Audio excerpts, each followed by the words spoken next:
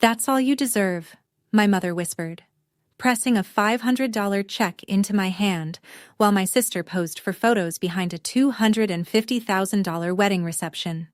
I was standing in the corner of a Ritz-Carlton ballroom, crystal chandeliers, 200 guests, Moet on every table, filet mignon going cold on fine china, and me, in an $89 black dress from Nordstrom Rack, holding a thin envelope that was supposed to be my mother's answer to the question I'd asked 20 minutes earlier. Will you help me and Marcus the way you helped Meredith? But the $500 wasn't what made me leave that night. It was what she said to the man standing next to me. The man who'd later help me build everything she swore I'd never have. Before I go on, please take a moment to like and subscribe.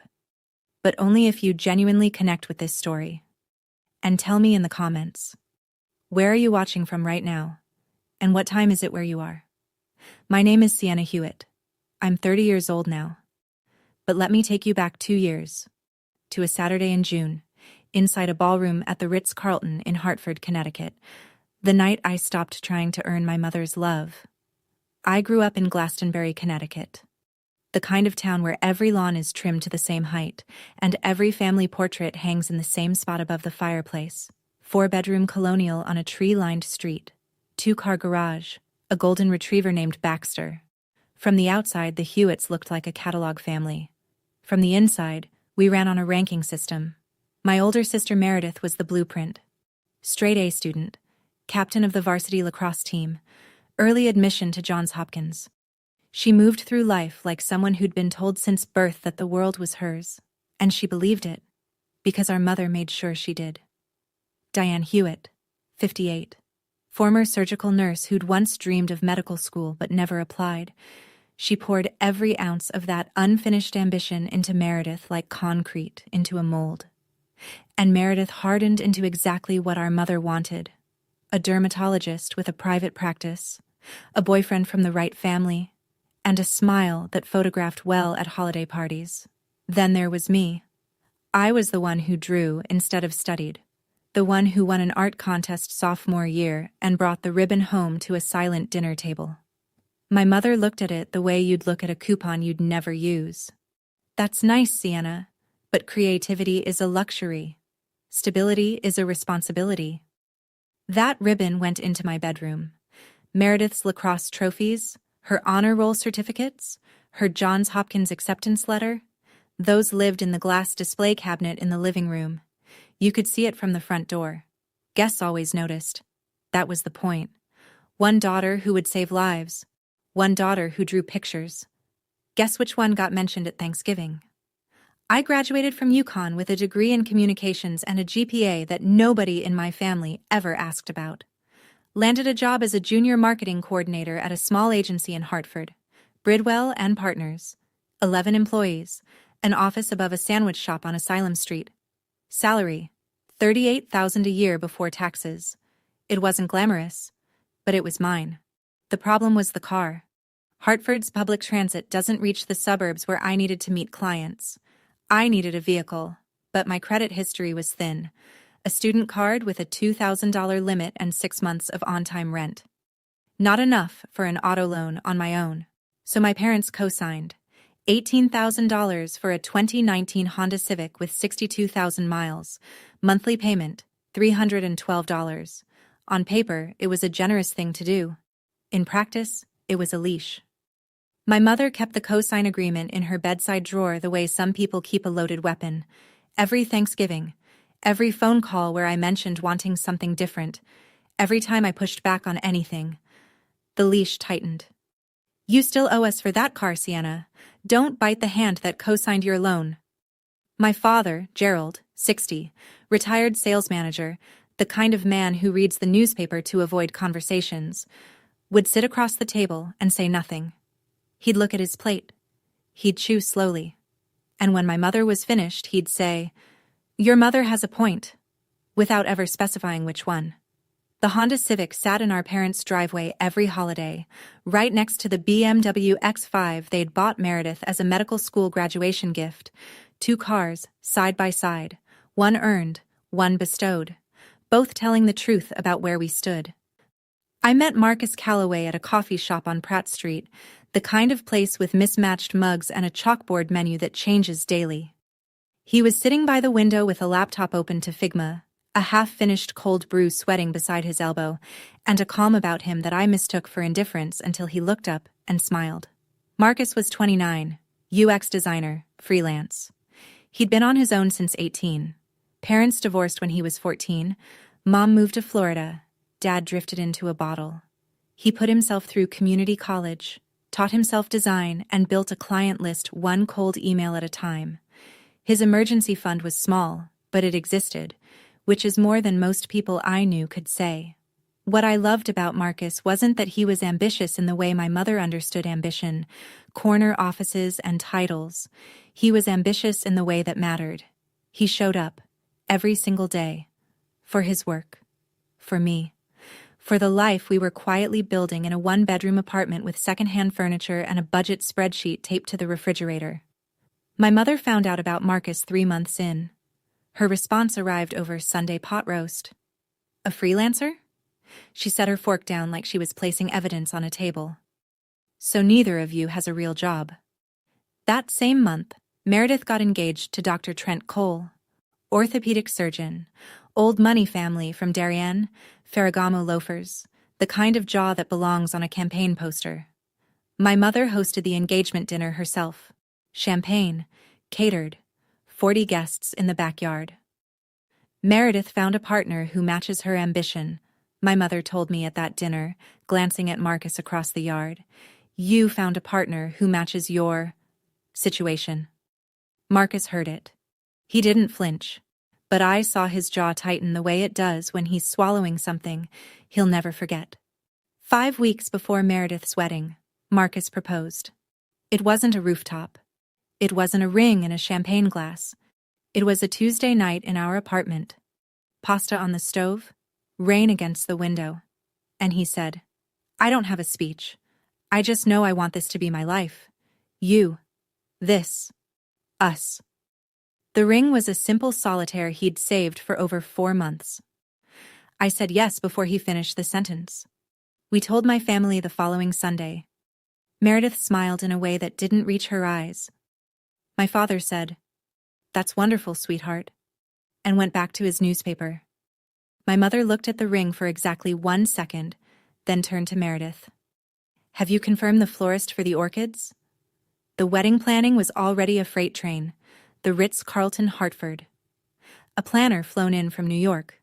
Flowers imported from Ecuador. Not roses, orchids, because Meredith said roses were predictable. The budget had crossed $250,000, and my mother spoke about it the way people talk about renovations.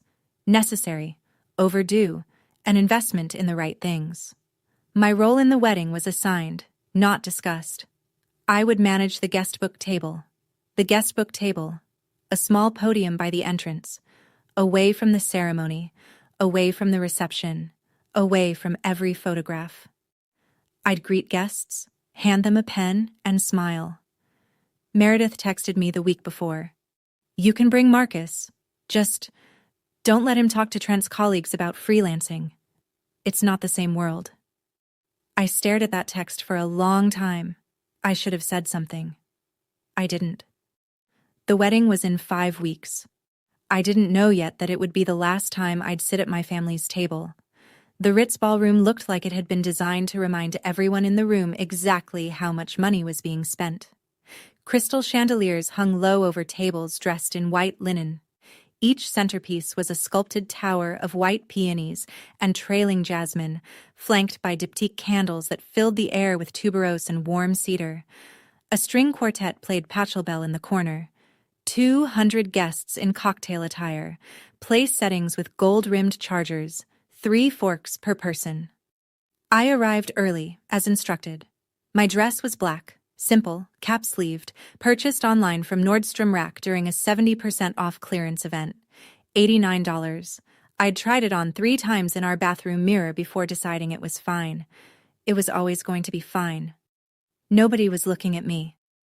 Meredith floated through the ceremony in custom Vera Wang, a cathedral-length veil trailing behind her like a promise the world had already agreed to keep. She looked beautiful. She always did. My mother stood in the front row in champagne silk, dabbing her eyes with a monogrammed handkerchief, and I thought, she's never looked at me the way she's looking at Meredith right now. Not once. After the ceremony, I took my place at the guest book table. I smiled. I handed out pens. I said congratulations 47 times to people who didn't know my name. One of my mother's cousins, Aunt Deborah, 70s, pearls, 3 glasses of Pinot Grigio deep, squinted at me as she signed. "Oh, you're the other one?" I kept smiling.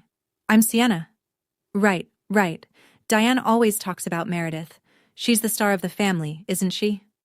Marcus was seated at table 14, last row, near the service entrance, next to 2 of Trent's distant work acquaintances who spent the night talking about golf handicaps.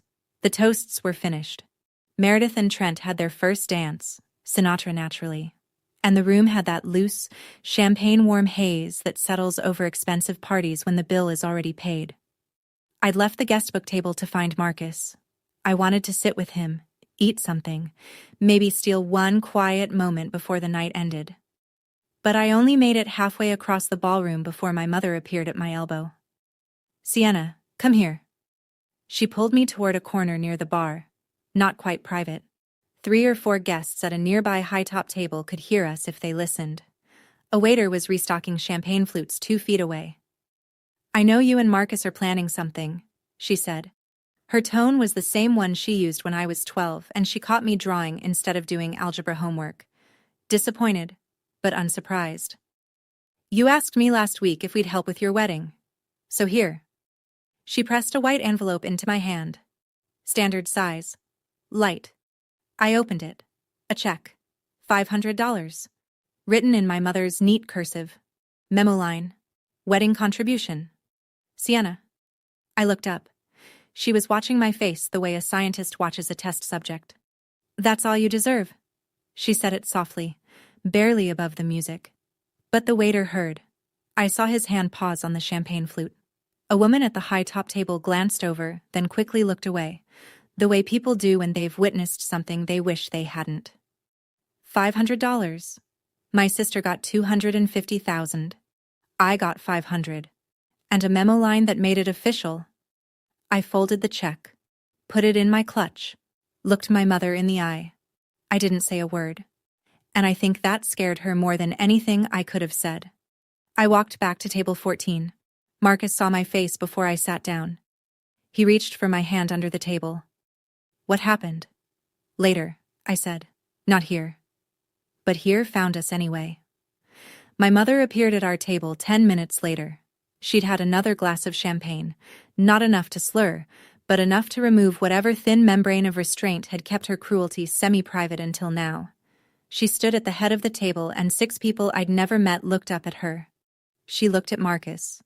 Not at me, at him. "I hope you're not expecting us to fund your wedding too." She smiled, the kind of smile that's really a blade. "We don't invest in dead ends." The table went silent. A man in a Brooks Brothers blazer stared at his water glass. A woman beside him suddenly found her napkin fascinating. Trent's college roommate, seated 2 chairs down, opened his mouth, then closed it. Marcus didn't move. He didn't raise his voice. But I watched the tendon in his neck pull tight, the way a guitar string does right before it snaps, and something in me cracked open. Not broke, cracked open. The difference matters. I could take it when she ranked me. I could take the glass cabinet, the guest book table, the $89 dress, the $500 check. But this man who built his life from nothing, who never asked my family for a single thing, did not deserve to be gutted in public by a woman who didn't know his name until 3 months ago. I stood up, leaned close to Marcus. "We're leaving." He nodded. No hesitation. As we crossed the parking lot, gravel crunching under our shoes, I said the first clear thing I'd said all night. "I need to refinance that car loan. Tomorrow." Marcus opened the passenger door of the Honda Civic for me. I already have the paperwork pulled up on my laptop. By 7 the next morning, my phone had 12 missed calls from my father, 3 text messages from Meredith, and a silence from my mother that was louder than all of them combined. "Gerald, please call us. Your mother is upset." "Meredith, you left early and everyone noticed. People were asking where you went. You ruined my reception, Sienna. I hope you're happy." Meredith again? This was supposed to be my day. And my mother? Nothing. Not a word. Because Diane Hewitt didn't chase. She waited for you to come back apologizing. I didn't reply to any of them. Marcus and I sat at our kitchen table, the small one from Target that wobbled on the left side, with his laptop between us and 2 cups of coffee going cold. On the screen, refinancing options for the auto loan. My credit score glowed in the corner of the browser. 680. Borderline. Enough to qualify at a higher interest rate, but enough. "If we go through a credit union, we can get 7.2%, Marcus said, scrolling. "It's higher than what your parents got, but the loan transfers entirely to your name. They come off the title. Clean break." A clean break. The words sat in the air like something holy. I looked at the number. $18,000, give or take. And for the first time, I saw it clearly. Not as debt. As a chain. A chain my mother rattled every time I stepped out of line. And here was Marcus, at 7 in the morning, with paperwork already pulled up, showing me exactly how to cut it. I stared at the 680 on the screen and thought, why did I let an $18,000 loan keep me in a family that priced me at $500? Have you ever realized that the thing trapping you was smaller than you thought? That the lock was cheaper than the cage? Tell me in the comments. I want to know. Within 72 hours, I'd have a plan. Within 30 days, I'd have a new city. 2 weeks after the wedding, the story had already been written, just not by me. My Aunt Patricia, my father's sister, the quiet one who sends birthday cards with $10 bills inside and never takes sides, called me on a Wednesday afternoon. She didn't say hello first. She said, "I thought you should know what your mother's telling people." The narrative, as Diane had constructed it, was clean and efficient. Sienna left the wedding in a jealous rage. She couldn't handle seeing Meredith happy. She's always been the difficult one. We gave her money and she threw it back in our faces. Every family dinner, every phone call with cousins, every conversation at the grocery store with neighbors who'd known us since we were in car seats. The story spread the way my mother intended. Quietly, thoroughly, like wallpaper paste. Then came Instagram. Meredith posted from her honeymoon in Amalfi, standing on the bow of a chartered boat, Dior sunglasses pushed up on her head, Trent's arm around her waist, the Tyrrhenian Sea glittering behind them. Caption: grateful for family who shows up. Some people can't handle other people's blessings. 47 comments, hearts, fire emojis. You're so graceful about it, Mer. Their loss, babe. Living your best chapter. I saw it because a college friend screenshot it and sent it to me with a single question mark. I stared at the photo for 10 seconds. Then I closed the app, opened my laptop, and went back to the pitch email I was drafting for a potential client, a small bakery in East Austin that needed help with social media. Aunt Patricia texted once more that week.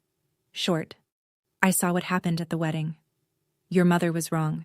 That's all I'll say. Not an ally, just a witness. Sometimes that's enough to keep you sane. They can have the story, I told Marcus that night.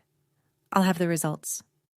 The phone rang on a Thursday evening, 3 weeks after the wedding, 9 days after I'd submitted the refinancing application to a credit union in Hartford. I saw the name on the screen and felt my stomach drop the way it does when you hear a fire alarm in a building you thought was safe. Mom. She never called. She summoned. She waited. She let silence do the work. The fact that she was calling meant she'd heard something she didn't like. I understand you're planning to move. Her voice was flat, measured, the tone she used with pharmaceutical reps who didn't bring the right samples.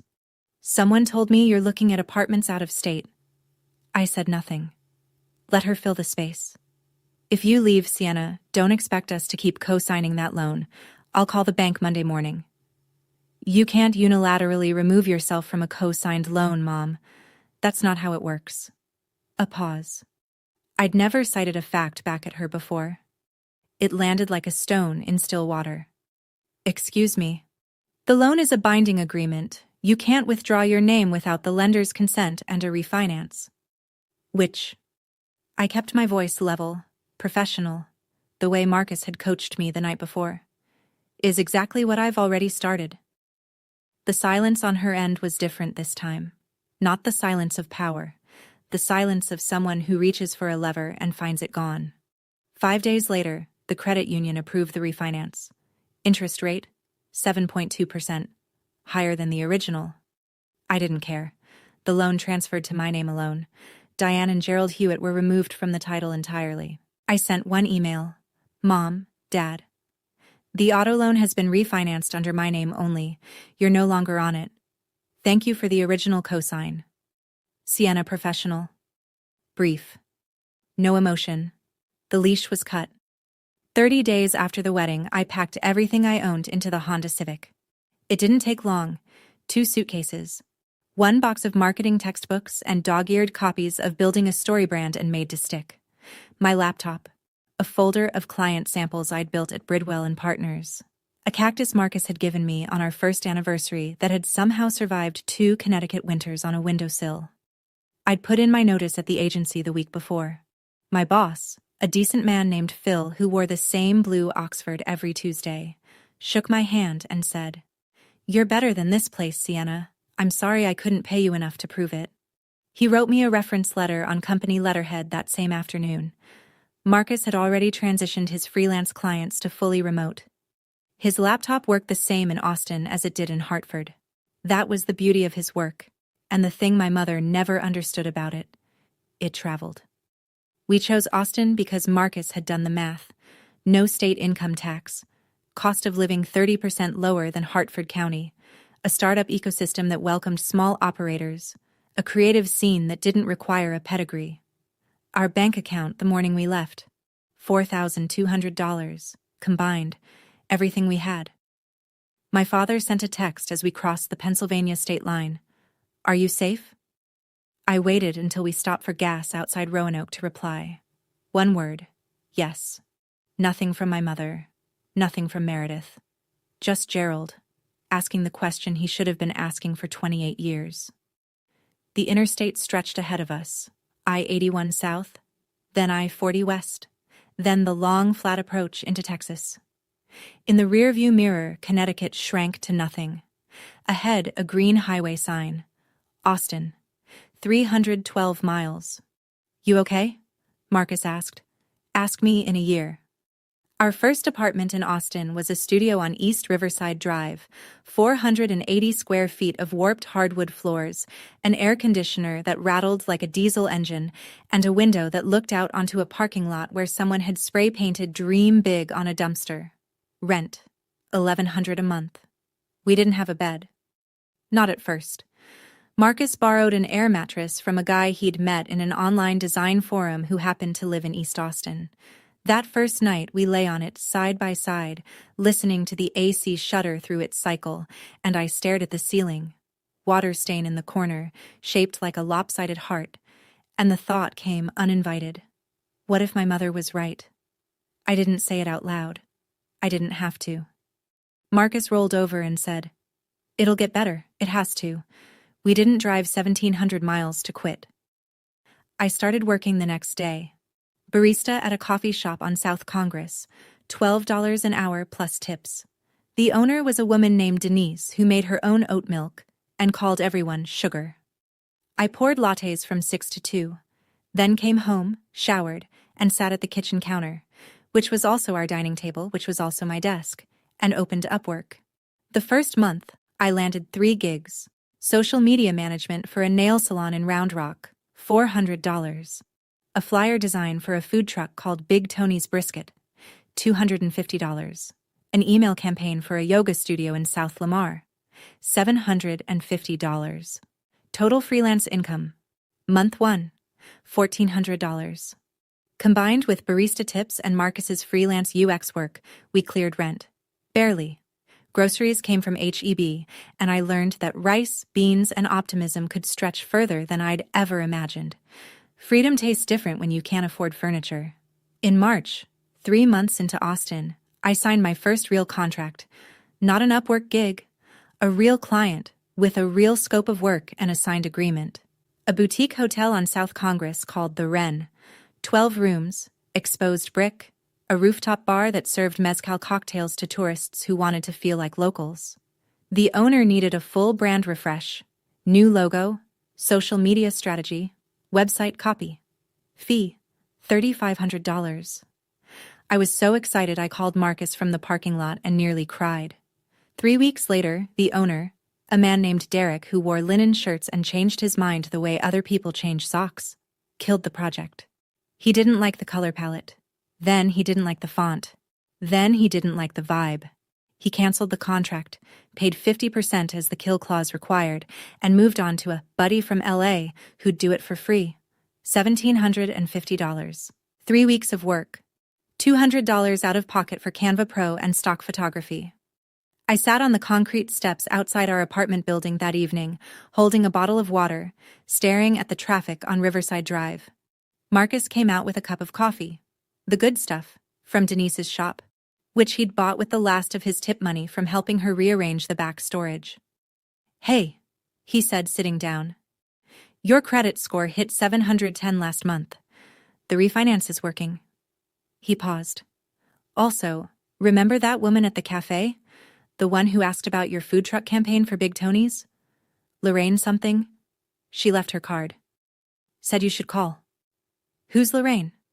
"I don't know yet, but she said your Big Tony's work was the best local campaign she'd seen in 6 months." I took the card, held it between 2 fingers like it might dissolve.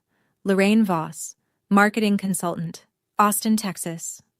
I pinned the $1,750 check from Derek to the kitchen wall with a magnet, wrote next to it in Sharpie, "First real payment, first real lesson." I didn't go looking for Meredith's Instagram. The algorithm found me. One night in April, sitting cross-legged on the air mattress because we still hadn't bought a couch, I was scrolling through industry hashtags for hospitality marketing ideas when the app decided I might also enjoy a photo of my sister standing in her new kitchen. Colonial-style house, 4 bedrooms, Calicotta marble island, brass pendant lights, fresh white subway tile backsplash that probably cost more than my monthly rent. The caption read, "Dream home with my dream man." The house was in West Hartford, bought with the $250,000 wedding gift as a down payment plus a mortgage Trent had co-signed. My parents' investment, appreciating nicely. Or so the caption suggested. I started to close the app, then stopped. Something was off.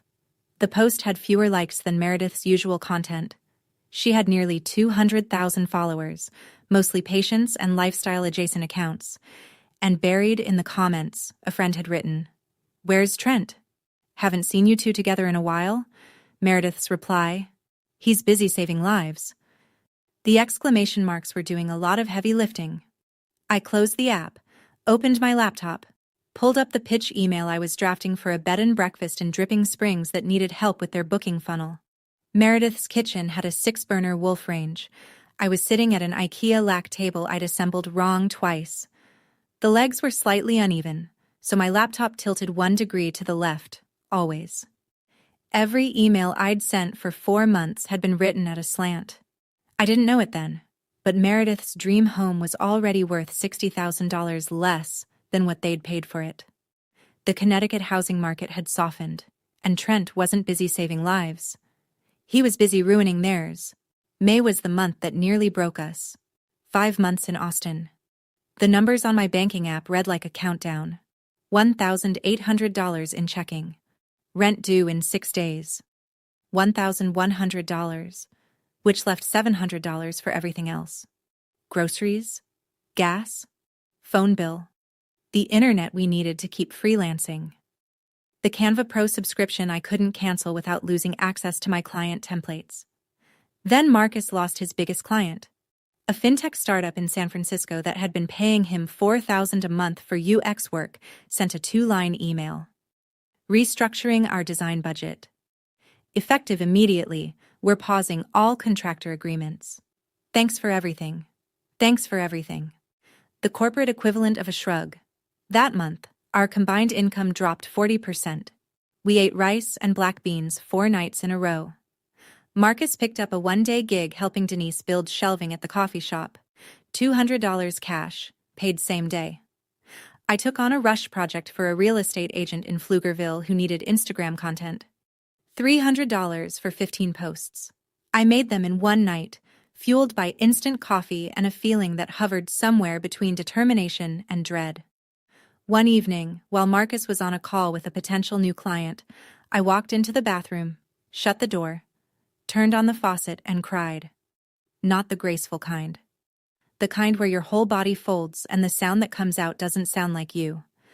I pressed my face into a towel and let it happen. The bathroom was small, white tile, yellowed grout, a faucet that dripped every 3 seconds. When I came out, Marcus was still on his call. I washed my face, opened my email. One new message. From Lorraine Voss. Your food truck campaign was surprisingly sharp. I've been watching your recent work. Come to my office Thursday. I might have something. I read it 3 times, then a 4th. I didn't know it yet. But that Thursday meeting would change the trajectory of everything. Lorraine Voss worked out of a 3rd-floor office in a co-working space on Rainey Street. The kind of building where every suite had a different startup name on the door and the communal kitchen always smelled like someone's overambitious pour-over. Her office was small, immaculate, and deliberately spare. A standing desk, 2 chairs, a single orchid on the windowsill, and nothing on the walls except a framed cover of Ad Age from 2014 with her name in the subheading. She was 52. Silver bob cut with surgical precision, navy blazer over a white tee, no jewelry except a Cartier tank watch on her left wrist that caught the overhead light every time she moved her hand, which was often because Lorraine talked the way she worked. Direct, fast, no wasted motion.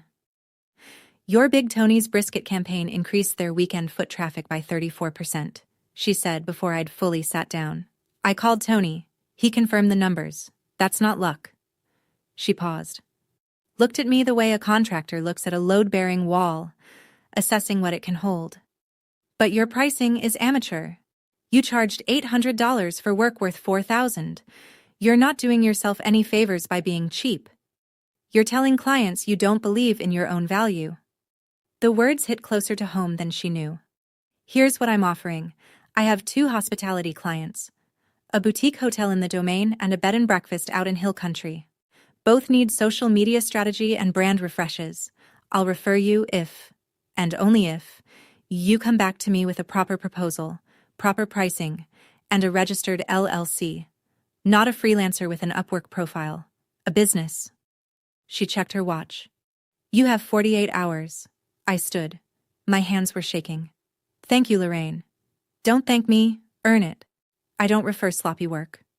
I walked to my car, sat behind the wheel, and called Marcus. I need you to help me register an LLC tonight.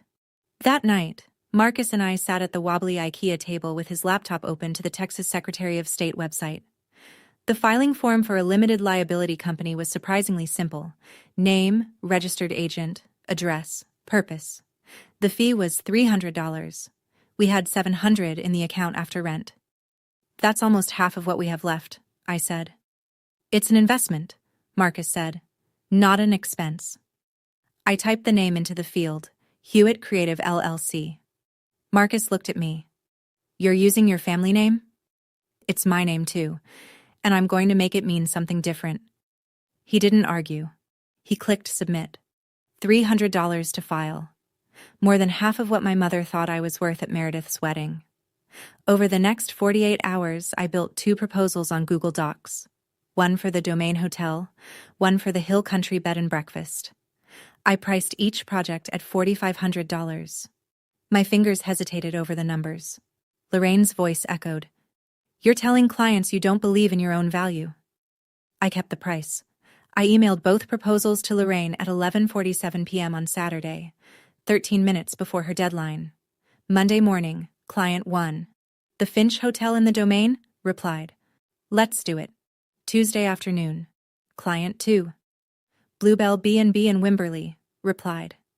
Can we start next week? $9,000 in the pipeline, more than I'd earned in any single month of my life. I quit the barista job that Friday. Denise hugged me over the espresso machine and said, "Go be somebody, sugar. And send me a client if you can." I printed the LLC certificate at an Office Depot on Lamar Boulevard and pinned it to the kitchen wall, right next to the $1,750 check from the canceled hotel project. My wall of evidence, not of failure, of becoming. Things didn't get easy after that. They got fast. By August, 3 months after filing the LLC, Hewitt Creative had 4 clients. Monthly revenue, $22,000. I hired my first contractor, a copywriter named Becca who'd just moved to Austin from Nashville and wrote headlines the way some people write poetry. Clean, sharp, inevitable. I paid her fairly because I remembered what it felt like when someone didn't. October. 7 clients. Lorraine introduced me to the Austin Hospitality Alliance, a network of hotel owners, restaurant groups, and tourism boards who met quarterly over overpriced salads at a place on West 6th.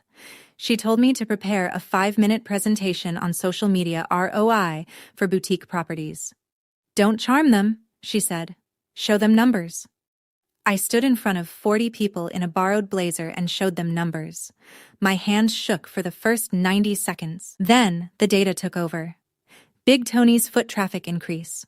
The Finch Hotel's 200% rise in Instagram engagement. Bluebell B&B's direct booking revenue up 41% in 2 months. By the time I finished, 3 people had left their business cards on my chair. December. Revenue for the month, $38,000. I hired a second contractor, a graphic designer named Will. We moved out of the studio on East Riverside into a 2-bedroom apartment on South Lamar. It had a separate room I could use as an office, a real desk, a real chair, and a bed, queen size, solid oak frame from Article, that we assembled together on a Sunday afternoon while Marcus played Coltrane on a Bluetooth speaker. Gerald sent an email. "Merry Christmas, Sienna. I hope Austin is treating you well." I replied, "The first time in 6 months. It is. Merry Christmas, Dad." Short, but not closed. Not anymore. Every invoice I sent felt like a sentence in a letter I was writing to my future self. 1 year in Austin. Hewitt Creative. 12 retainer clients. 2 full-time employees besides myself, and a revenue number I had to read 3 times on the spreadsheet before I believed it. $480,000. Gross. Not profit. I want to be honest about that. After salaries, software, contractor fees, and taxes, the take-home was a fraction. But the trajectory was real. And for the first time in my life, the graph was pointing up because of something I'd built with my own hands. We leased a small office, 800 square feet on East 6th Street, a converted storefront with exposed ductwork, polished concrete floors, and a glass front door. Marcus designed the logo himself. Hewitt Creative in clean sans serif. Slate gray on white. We had it printed on the glass. The first morning, I stood on the sidewalk and watched the Austin sun hit those letters, and the light cast the name across the floor inside like a shadow in reverse. That was the month Marcus proposed properly. We'd been engaged since before the wedding. That quiet Tuesday night proposal in Hartford felt like another lifetime. But we'd never had a ceremony. He took me to a rooftop bar on Congress Bridge at dusk, right when the bats begin their nightly migration. 1 million of them spiraling into the pink sky. And he said, "We should make this official, not for anyone else. For us." We got married at the Travis County Courthouse on a Wednesday. 15 guests. Lorraine was there, in her navy blazer. Denise brought a cake she'd baked at the coffee shop. No Vera Wang, no imported orchids, no $250,000 budget, a $90 filing fee, and a promise. 2 weeks later, an email from the Austin Business Journal. "Ms. Hewitt, you've been nominated for our annual 40 Under 40 list. Would you be available for an interview?" I said yes. I had no idea who else would be in Austin by the time they held the ceremony. Meredith moved to Austin in October. Not by choice. Trent had been offered a position at a hospital system affiliated with UT Southwestern. Offered was the word Meredith used. I later learned the truth was less flattering. His department in Hartford had encouraged a transition after an HR complaint from a colleague. The details didn't reach me then. They didn't need to. The result was the same. Dr. Trent Cole was relocating to Texas, and Meredith was following. They sold the Colonial in West Hartford. The house my parents had gift-wrapped with $250,000 closed at a $65,000 loss. The Connecticut market had softened steadily since they'd bought, and they'd financed the rest at a rate that aged poorly. By the time the closing check cleared and the realtor took her cut, Meredith and Trent walked away with almost nothing, $250,000, gone. Not stolen, not gambled, just slowly, quietly dissolved by a market that didn't care about wedding gifts or parental promises. Meredith didn't know I was in Austin. I had no public social media under my personal name. Hewitt Creative had a website and a business Instagram, but Meredith wouldn't have been looking for a marketing agency. Our worlds didn't overlap. Or so I thought. The overlap happened on a Tuesday afternoon. Diane had flown in from Connecticut to help Meredith settle into their new rental. The three of them, Diane, Meredith, Trent, were driving south on Congress Avenue when Meredith pointed out the window. "That's a cute office space." Diane looked up, saw the glass door, saw the name, Hewitt Creative. She didn't speak. She picked up her phone, Googled, found the website, saw my photo on the About page. Sienna Hewitt, founder and CEO. She set the phone in her lap, said nothing. My mother saw my name on that glass door, and for the first time in her life, she had nothing to say. The Austin Business Journal 40 Under 40 Gala was held on a Thursday evening in November at the JW Marriott downtown. The rooftop terrace, 34 floors up, the skyline of Austin glowing below like a circuit board. 400 guests. Founders, investors, tech executives, hospital administrators, city council members. Open bar. A jazz trio. Name tags printed on heavy cardstock that felt like an invitation just to hold. I wore red. Not bright red. Deep, arterial red. A tailored blazer I'd had made by a seamstress on South First Street, the first piece of clothing I'd ever had custom fitted. Underneath, a simple black silk blouse. My hair pulled back in a clean, low bun, red lipstick to match the blazer. Marcus was beside me in a navy suit, the first one he'd ever owned that wasn't rented. Lorraine had picked the tie. Charcoal, slim, no pattern. "You want them to remember your face?" she'd told him. "Not your tie." We arrived at 7, checked in, found our table. Number 3, front section. A year ago, I'd been at table 14 by the service door. The math of that wasn't lost on me. Lorraine was already seated at the VIP table, speaking to the editor-in-chief of the Austin Business Journal the way she spoke to everyone. Like she was running a board meeting no one had called. What I didn't know, as I adjusted my blazer and scanned the room, was that 6 tables behind me, back section near the bar, Trent Cole was settling into a chair. The hospital system that had recruited him was a platinum sponsor of the event. He'd received an invitation through the medical staff liaison. Meredith was in the chair beside him, and Diane, who'd extended her trip to help Meredith unpack boxes, sat between them, her champagne-colored blouse the same shade she'd worn to Meredith's wedding. The MC stepped up to the podium. The room quieted, and the names began. They called the names alphabetically by last name. I listened to the letters climb. Dawson, Espinoza, Gutierrez. Each honoree walked to the stage, shook the MC's hand, received a Crystal Award, said a few words. The audience clapped politely. Cameras flashed. Then the MC leaned into the microphone. Next, founder and CEO of Hewitt Creative, one of Austin's fastest-growing hospitality marketing firms, with revenue exceeding $2.1 million in year 2, Sienna Hewitt. 400 people applauded. I stood. My legs were steady. My hands were steady. 2 years ago, those hands had been gripping a $500 check in a Ritz-Carlton ballroom. Tonight, they were smoothing the front of a red blazer that fit like it had been waiting for me. I walked to the stage. The spotlight was warm. The Crystal Award was heavier than it looked. 6 tables back, near the bar, my mother's champagne flute stopped halfway to her lips. Meredith turned to Diane. Wait. Hewitt Creative? Is that… Diane didn't answer. I stood at the microphone. I didn't look for them. I didn't need to. 2 years ago, I drove to Austin with $4,200 and a Honda Civic. My voice was clear. 400 faces looked up. I didn't have a backup plan. I had a partner who believed in me, a mentor who challenged me, and a decision to stop waiting for permission to build my own life. I paused. Let the room hold it. Legacy isn't what you inherit. It's what you build. The applause was louder this time.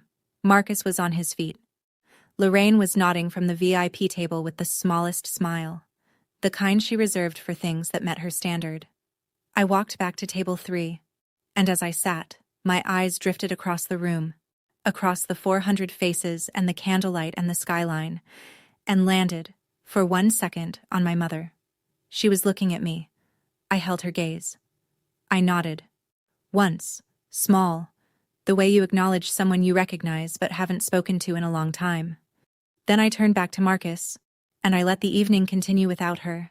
I heard what happened next from Aunt Patricia, who heard it from Gerald, who was home in Connecticut but received a phone call from Diane at 10:47 that night. The story traveled the way all Hewitt stories travel. Through the family telephone line, quietly, with just enough detail to wound. The gala ended at 10.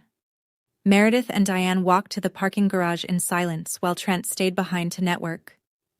Or whatever Trent called what he did when his wife wasn't watching. The parking garage was underground. Concrete walls. Fluorescent lights humming. No chandeliers.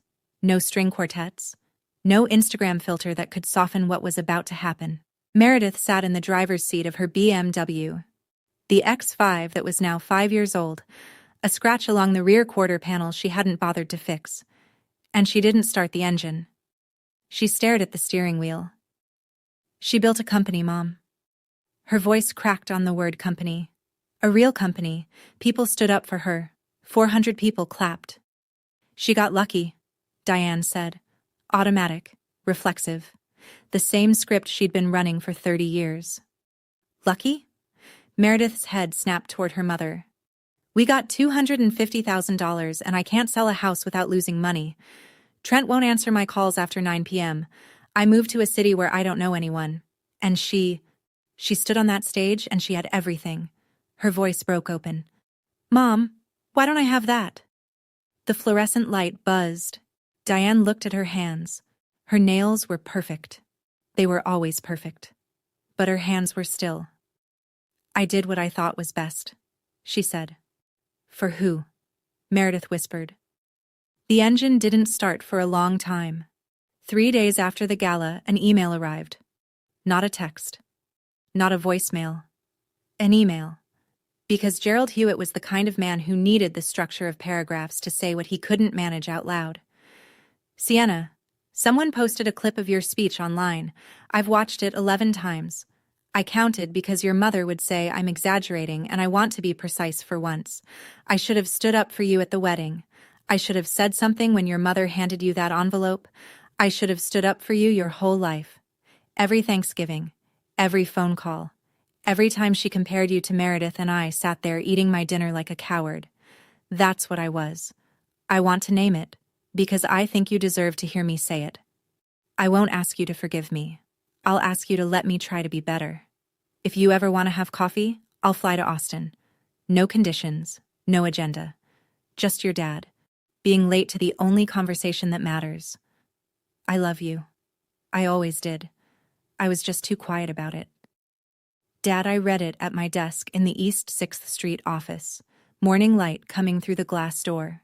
The shadow of Hewitt Creative stretched across the concrete floor. I read it once. Then again. Then I closed my laptop and pressed my hands flat against the desk and breathed. I cried. Not the bathroom floor kind, like in May. This was different. This was the kind of crying that happens when something you stopped hoping for arrives anyway. Late, imperfect, but real. I replied that evening. I'd like that, but coffee only. And we go slow. Gerald booked a flight to Austin that same night. Later, in a follow-up email, he wrote one more line. Your mother has been quiet since the gala. She hasn't said your name. I think, for the first time, she heard herself. 2 weeks after the gala, Meredith's life completed its collapse. Not with a bang, but with an iPad left on a kitchen counter. The details came to me in pieces, again through Patricia, who seemed to have become the family's unofficial wire service. Trent had been seeing a nurse practitioner at the hospital. Not a rumor, not a suspicion, but a chain of iMessages that synced to the iPad he'd left charging next to the coffee maker. Meredith opened it looking for a recipe app. She found 6 months of conversations instead. She filed for legal separation the following week.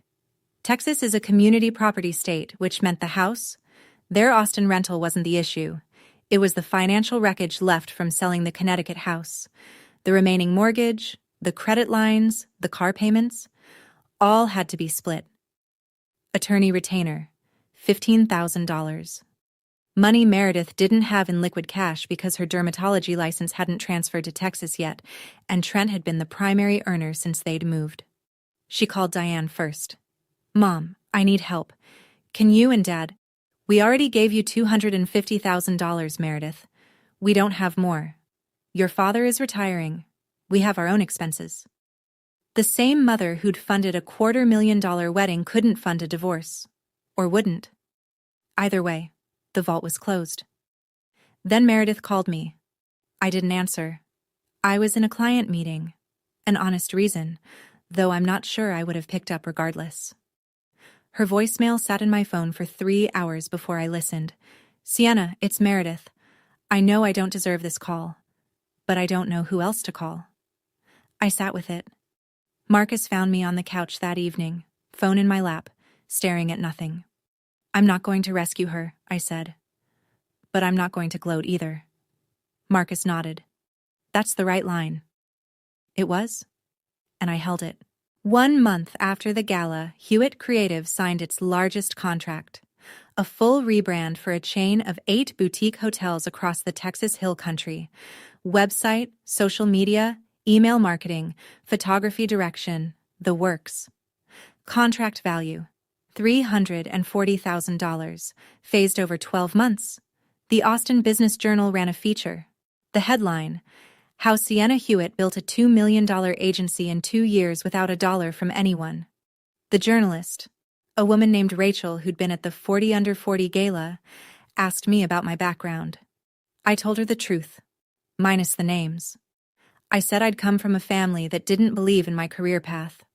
She wrote it as, Hewitt launched Hewitt Creative with no outside investment, no family backing, and no safety net, just a laptop and a conviction that her work had value. That same month, we placed a billboard on Congress Avenue, standard advertising, part of a campaign to attract new hospitality clients. The design was simple. Hewitt Creative's logo, a photograph of a hotel lobby we'd rebranded, and the tagline, Your Story. Told right. I approve the placement for business reasons, but I won't pretend I didn't notice that the billboard stood 6 blocks from Meredith's rental apartment, on the route she drove every day to the temporary clinic where she'd started consulting. Sometimes I wonder, if my mother had given me $250,000 instead of $500, would I be here? Would I have moved to Austin? Would I have registered an LLC on a kitchen table with $700 left in my account? Or would I have settled into something safe and never learned what I was capable of? I don't know the answer, but I think the fire matters more than the money. What do you think? Do the worst things that happen to us sometimes become the best? I'd love to hear your take in the comments. I didn't put that billboard up for my mother, but I'd be lying if I said I didn't smile when I drove past it. Gerald made it happen. He called it coffee, and he meant it literally. No family meeting, no therapy session, no ambush. Just a table at a shop on South Congress, 4 blocks from where I'd once poured lattes for $12 an hour. I arrived first, ordered a black coffee, sat in the chair facing the door because I'd learned in 2 years to see what was coming. Diane walked in at exactly 10 o'clock. Her hair was grayer than I remembered, the ash blonde now silver at the temples. She wore a Burberry trench coat over a white blouse, but her handbag was old. The same Coach bag she'd been carrying for 5 years. Something about the combination told me everything. The armor was the same, but the resources behind it had thinned. She sat down, ordered green tea, wrapped her hands around the mug like she needed something to hold. "You look well," she said. "I am well." Silence. The espresso machine hissed behind the counter. A woman at the next table was reading a novel and pretending not to listen. "I didn't think you could do it," my mother said. Not cruel this time, just honest. Maybe for the first time. I know. Maybe I was wrong. I let those 4 words hang. They were the most she'd ever given me that wasn't wrapped in a condition. "You were," I said. "But I didn't build my company to prove you wrong. I built it because I needed to prove something to myself." I took a breath. "I don't need an apology, Mom. I need you to stop telling people I left out of jealousy. That's the minimum." She nodded. Her eyes reddened. Not tears, not quite, but the closest I'd ever seen Diane Hewitt come to the border. "If you want to know me, the real me, you can start by having coffee with me once a month. But you don't get to rank your daughters anymore. That system is over." 2 cups on a wooden table. Same size, same saucer. No one's bigger. 6 months after that coffee shop, the scoreboard looked like this. Diane and I had met 4 times. Always coffee. Always the same shop on South Congress. The conversations were short. 30 minutes, sometimes 40. She asked about the business. I told her what I felt like sharing. She didn't compare me to Meredith. Not once. I don't know if she changed or if she was simply performing change, and I'd decided that wasn't my problem to solve. My job was to hold the boundary. Her job was to respect it. Gerald flew to Austin in January. He sat at a picnic table at Franklin Barbecue with Marcus and me, a tray of brisket on brown paper between us, and he cried. Not dramatically. Gerald doesn't do anything dramatically, but quietly, his shoulders shaking, his napkin pressed against his eyes. "I'm proud of you," he said. I should have been saying that for 28 years. I reached across the paper and held his hand. Marcus put a brisket rib on his plate and said, "Eat, Gerald. It's better when it's warm." My father laughed through his tears. It was the best meal I'd had in Austin. Meredith's divorce was finalized in March. She sold what little remained of the joint assets, absorbed the $65,000 housing loss, and moved into a small apartment in East Austin, 800 square feet, no marble countertops, no wolf range. She was consulting at a dermatology clinic 3 days a week while waiting for her Texas license to clear. For the first time in her life, she was paying her own electricity bill. She texted me in April. "I'm sorry for what I said at the wedding, and for the Instagram post. I was protecting something that was never real." I replied the next morning, "I know. If you want to get coffee sometime, let me know." No hug, no tearful reunion. Just 2 sisters for the first time, on level ground. It's a Tuesday morning. I'm standing in the Hewitt Creative office. 1,500 square feet now, expanded into the suite next door. 6 employees, 2 conference rooms. A wall of framed client work that Becca calls the gallery. Morning light comes through the glass front door, and the logo casts its shadow across the polished concrete the way it did that first morning. Except now there are more desks, more chairs, more evidence that something I once dreamed about on an air mattress became real. On the wall behind my desk, 3 things are pinned.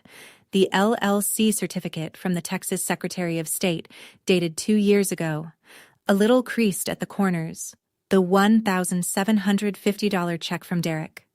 The first client who canceled, the first real payment, the first real lesson. Still has my Sharpie note beside it. First real payment. First real lesson. And the Crystal Award from the Austin Business Journal's 40 Under 40. It catches the light every afternoon around 4 and throws small rainbows across the filing cabinet. Becca says it's the office's best feature. I think she's right. The $500 check is not on the wall. I tore it up a long time ago. I don't need to keep evidence of what someone thought I was worth. I keep evidence of what I built. Marcus walks in with 2 coffees. One black, one with oat milk. He sets mine on the desk, kisses the top of my head, and sits in the chair across from me. We look out the window at Congress Avenue. The billboard is still there. Your story. Told right. And below it, Austin moves the way it always does. Fast, bright, indifferent to who you were before you got here. My mother gave me $500 and told me that was all I deserved. She was right about one thing. I did deserve exactly what I got. Not the $500. The fire. Some people inherit their legacy. I built mine. And I built it with the 2 things my parents never gave me: belief and a fair chance. That's my story. If you've ever been the other one in your family, the one who wasn't the favorite, who wasn't the investment, I want you to know something. Your value doesn't come from their approval. It comes from what you build when no one's watching. If this story meant something to you, hit subscribe and leave a comment. I read every single one.